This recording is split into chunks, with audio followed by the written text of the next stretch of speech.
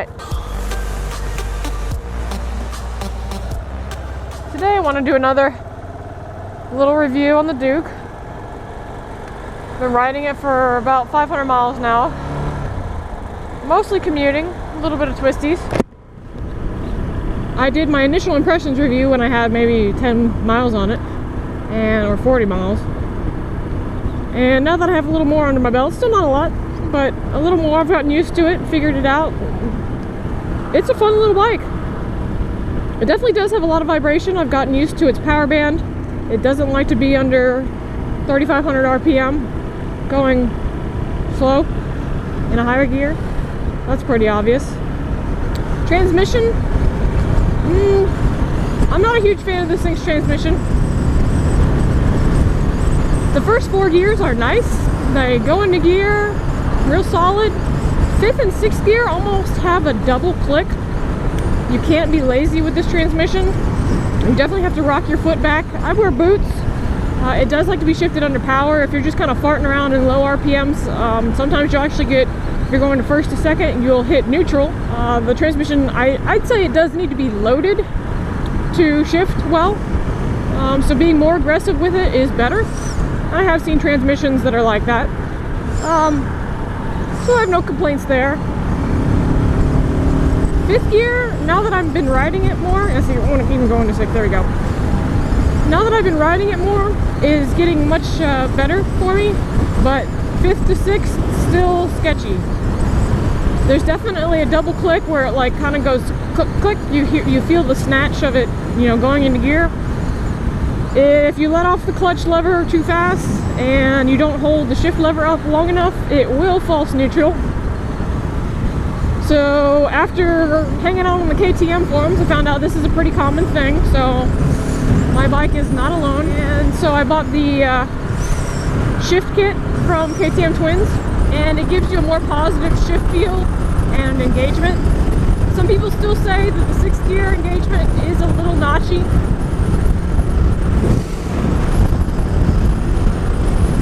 It came in yesterday, the little shift lever and the upgraded spring.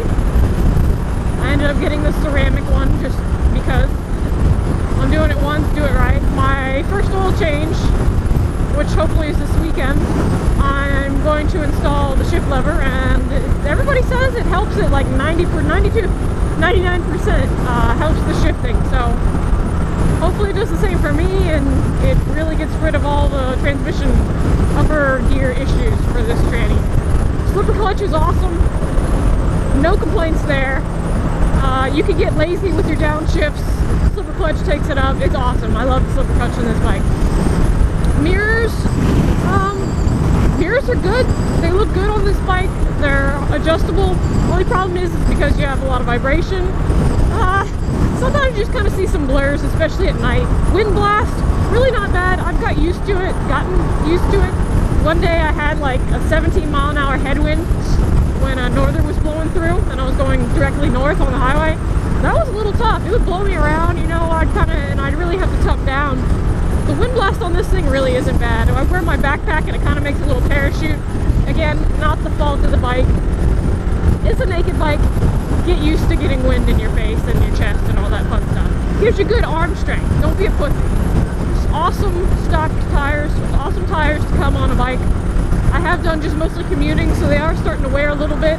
Maybe add a little bit more pressure since I'm really only going on the highway and it's obviously very straight. ABS is awesome. I've never had to use it in an emergency situation, but I did test it out just stopping at some stoplights. Pretty cool. Seat, super awesome. Love it. I have not had a sore butt or uncomfortable moment on this bike yet. And I've ridden it for 3 hours straight. Not bad. Fuel mileage, I'm saving a lot versus driving my car. It still doesn't get the greatest fuel mileage. I'd say between 40 and 50, which is still way better than my car. I think it's like 25. So that's a positive there.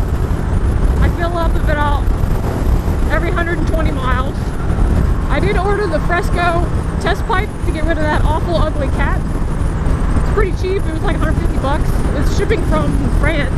I haven't heard anything from them since I ordered it a couple weeks ago. Everybody online says that's pretty normal. You don't hear anything from them and it just shows up. It takes a while to get through customs and all that fun stuff. The biggest thing I'd have to say that I've gotten used to is the power. It is a very peppy bike. It does have a lot of torque. It's a good, good solid engine. Definitely more than enough on the twisties or the track. More than, I can handle, day to day if you were to ring it out. But it's not a sport bike by any means. It's not a 600cc sport bike or 1000. This is probably the first bike just riding around having fun that I have gone full throttle and been like, I can think about it and say, man, this needs a little bit more. I did go pedal to the metal.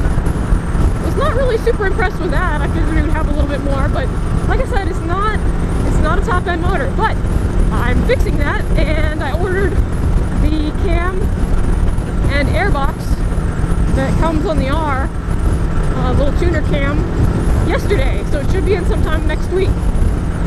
So I got the test pipe and the cam and the airbox. I may try to get the DNA filter. That thing looks badass. And so I should give this thing a little more top end with still, OEM reliability. Make this thing more like an R every day. So around town, more than enough power. For somebody that's used to a lot of power, I've always ridden down CC sport bikes. A little underwhelming when you go to really go for it. But when you need to go, like on the highway here, totally fine. I keep it in number 2 map setting. It is the performance map. It's very peppy. It does what you want it to do. It's always there to when you need it, which is awesome. I really like that. It's not like a 600cc sport bike you need to shift a lot. It does vibrate when it's uncomfortable accelerating when you want it to. So keep it above 35 and you got power on demand. It's awesome. It does make a good little commuter bike. It gets in and around. It is a little wide, so if you're looking to lane split, you can't fold the bars. It's got wide bars. Suspension, I'm still impressed with the suspension. It's not the R version. We can't get that here in the US. So it is non-adjustable. It is what it is. You deal with what you got. But for stock suspension that you can't adjust, I'm impressed. It does get a little pogo-y, meaning like when you get on the brakes, it kind of like rocks back and forth. So it's stiff, but then a little squishy sometimes. So if I was really wanting to turn this bike into a little like sporty, tracky bike that I drive on the road and just don't need all that stuff, if I just want to spend money for the hell of it, it would be nice to get some cartridges, or maybe even find some R forks if you can even find them here in the US. I really haven't done a whole lot of research on that. Overall, I still love the bike a lot. I want to make it more powerful. The only mods that I've done so far are the clear airbox cover and of course the cage. And that's really it. No performance yet. It's still stock performance. The biggest thing I like about this bike is the rideability.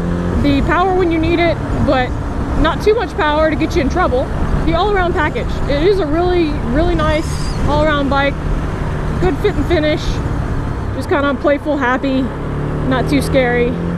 It can be a hooligan bike. I'm not really a hooligan rider, but in the right hands, you can do a lot with this thing. Anyway, well, hopefully you enjoyed my little review heading to work. Thanks for listening.